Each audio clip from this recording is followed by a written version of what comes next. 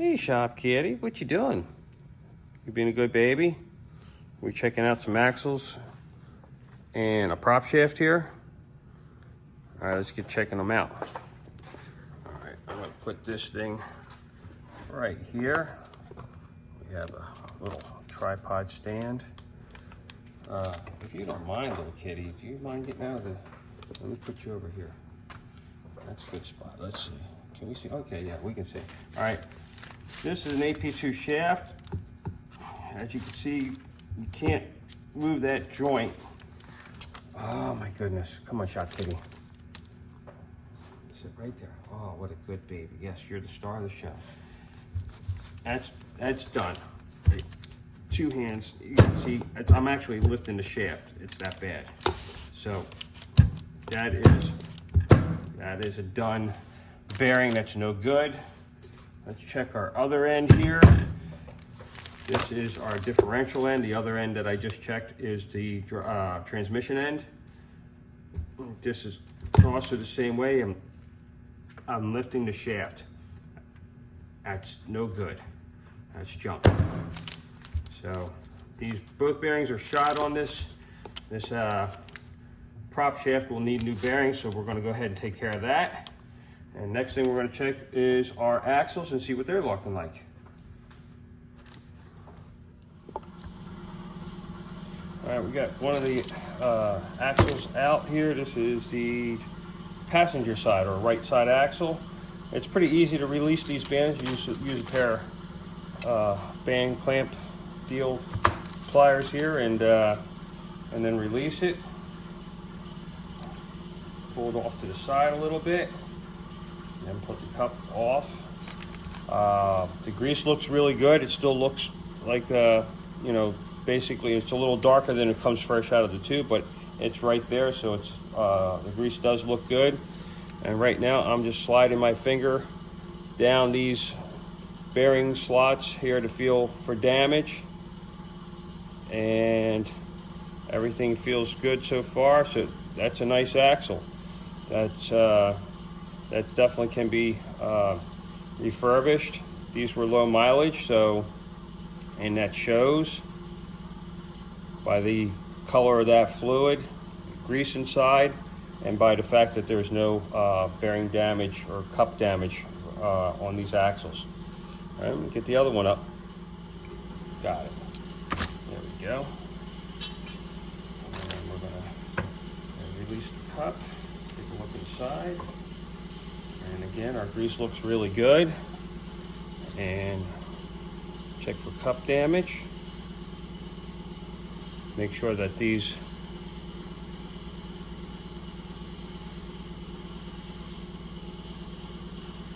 glides where the bearing rolls at are nice and smooth, and they are. So again, we have a really nice axle here. All right, we have our bearings all done now, and they're ready to get put on this shaft. This is an AP2 shaft, like I said earlier in this video, and these are the new PuddyMod bearings. Everything has been machined now to accept the ends of these bearings. So this part is retained right here. It's on screws, and then it's placed on the new bearing. And then this bearing in this boot is discarded since it is no good. This is your other bearing.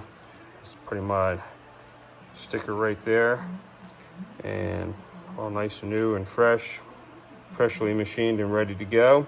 And what you're going to use is a synthetic grease, a number 2 synthetic grease, a Valvoline, Mobil 1 synthetic grease is fine to use. And pack these bearings properly and install them. And the shaft should be good for at least another 100,000 miles after that. So let's get started on it. First thing you want to do is release this band here. And you can see I've already released 1/2 of that band. This is the piece that will retain that band into place. And I left the other one folded down so you can see what it looks like to begin with. And what you're going to use to release that with is just some simple tools. I use a really small screwdriver to pry it over, and you just take your time, pry it over nice and easy. We're going to be reusing these bands when we're finished with this job. There's nothing wrong with these bands. They're an excellent band. They fit this shaft perfectly, and it is reusable. So just take your time, be careful on how you remove it so it can be used to put your new bearing back in place. I have both pieces released now, and you can see how it just kind of loosens up like that. And just take your time and just kind of fold it down and move it until you get it over that little bulb right there to hold it in place. There's a little groove in this, just like you can see on our new bearing. You have that groove. All right, we're in the vise. This white label indicates that this is the front or the transmission end of the shaft. Normally this will have a letter F on it. I'm going to restore some of that, probably put the F back on there just for, you know, so it's easier to know which way you go with this thing. If you put this in the car backwards, it'll vibrate. So if you put one of these things in the car after you've put a new bearing set on there and you have a vibration, the first thing you're going to check to see is if you put it in correctly. It's a common mistake, so don't be, you know, too mad at yourself if you do that. A lot of people do. Next thing we're going to go ahead and do is remove these two fasteners. These are socket head screws. They're 6mm, and they have to be removed to take this cap off. Okay, we have our screws out of that cap now. We're going to go ahead and remove the cap, like so. You'll have to tap on this a little bit to release it. There's some Honda bond on this thing. You can see it right there, a little bit of residual Honda bond on there. There's a sealant. That's to keep that grease into place so it doesn't leak out of the bearing. There's our Honda bond that we will be using to reseal the bearing. I'm going to start having gaskets made, and I'm going to put a gasket in with these kits so that you don't have to deal with the mess of the Honda bond or possibly getting it inside that bearing area, which you really don't want to do. So when you put this sealant on this bearing, you want to be careful about how you put it on. You don't put too much on so that it doesn't go into the bearing area and cause, you know, problems down the road. Anyway, there's a clip there. You can see that's a retaining clip. We're going to remove that next, and you're going to need a bearing extractor, which we have on hand right there to remove that bearing. All right, we have the bearing extractor in place. I had to change it out. I grabbed the wrong one by accident. And these aren't really held on with a lot of pressure, so you can actually kind of tap on them from under here and tap it off the spline. But really, this is the best method, is using a proper bearing extractor. And of course, I'm trying to do this one-handed here. Let's see, I got it all the way down on that. Okay, cool. There it goes, you just heard it pop. And that's all you have to do. And you can see it's starting to rise up now. And there we go. It's as easy as that. Now let me finish off getting that thing off this shaft and get it prepped for the new bearing. All right, the bearing is off, as you can see. This is the shaft. Now, I'm going to show you guys the difference here, why an AP1 shaft can't be done, only an AP2 shaft can be done. And what we have to do is actually modify this bearing further for an AP1 fastener. And so you can use this in your AP1 car. Right now it's set up for AP2. You large 10mm fasteners is what this thing is set up for. But to go to an 8mm fastener for your AP1, more modification has to be done, because this shaft on the AP1 car is a kind of an anomaly. They don't make anything that fits that particular spline. It's a 30 spline, just the same as this, just a little different. All right, what we have on the bench here is an AP1 shaft, just to show you in comparison. This is the AP2 bearing that we just removed from that AP2 shaft, sitting right over here. And as you can see,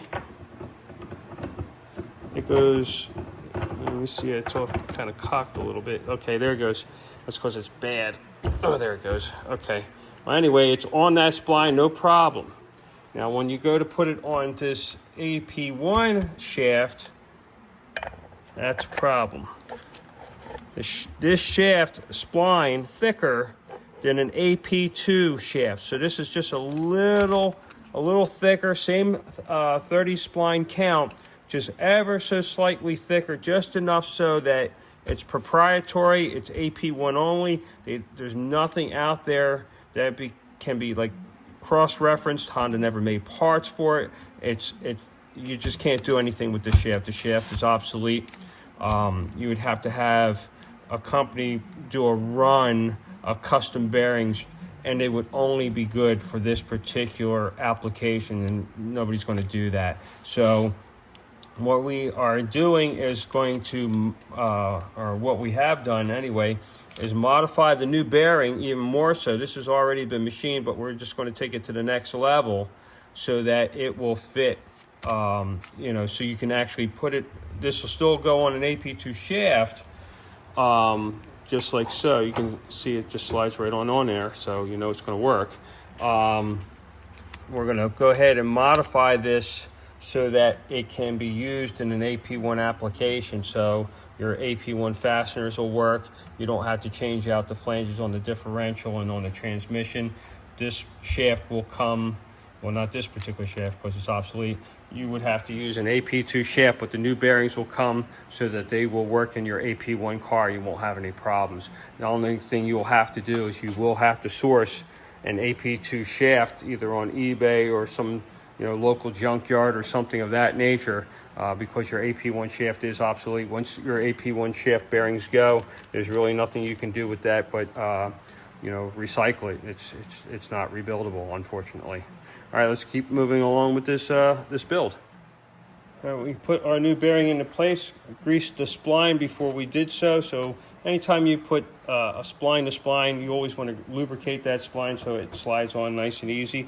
Now we're not going to press this all the way on and put the clip back on just yet, because we're going to have to pack this bearing. But I am going to go ahead and clamp the band into place so that it's secured and it's in its groove right here.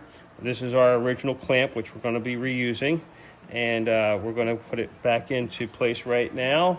And then once that's done and that boot is secured, we'll go ahead and lift this bearing back up just slightly and gently and go ahead and start repacking that bearing. Okay, we're just going to fold that over just like so, just like that. And then we're going to go ahead and just tap on that nice and easy. See how easy that is? And then we're going to go ahead and pull up on that bearing and bend that one over just a little bit. And before I fully secure it, I'm going to go ahead and get a set of pliers, a needle nose, and I'm going to pinch these two together just a little bit more, and then I'll do the final securing on that. All right, we have the bearing for the most part packed. There's our clip. I'm getting ready to put that in place. You have to tap that bearing down onto that spline again. It's not just going to easily do a push. You're going to have to kind of tap it down in there. You can use a large socket or something like that, or something soft, and just tap it down into place so you can get it down to where you can put that clip in place. All right, and we're back. We have that bearing packed and properly with the synthetic grease, that number 2 synthetic grease. And what I do that is I'll take my finger and I'll roll that grease between the retaining ring there and the roller ball bearing. So as you keep pushing and pressing that grease down into that groove, eventually it's going to start coming up on the other side of that roller ball. That's how you know you've got that bearing properly packed. And you go around that entire bearing like that and just keep pressing your grease in, get a little bit more, press more in, press more in. I also use this hypodermic here. It's kind of cool, and I can get it down inside really well with that, and then I could just use my finger to finish off packing the bearing. You want to clean this surface with some type of degreaser. I use acetone or something of that nature that works really well. Same with this surface. This way, when we put our Honda Bond sealant on there, we get a good seal, and it's not, has grease on it, and that Honda Bond just won't cure right. And you just make sure that you clean that surface really well, degrease it, this surface the same way, and then you're ready to put your Honda Bond seal on. There's our Honda Bond seal. You don't want to use too much. Just want to coat it nicely so that it doesn't migrate into that bearing.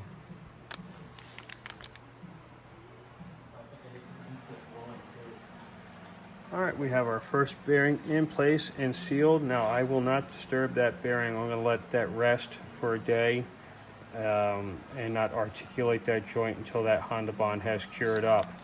I've restored the box for the letter F to show that this is the front of the shaft.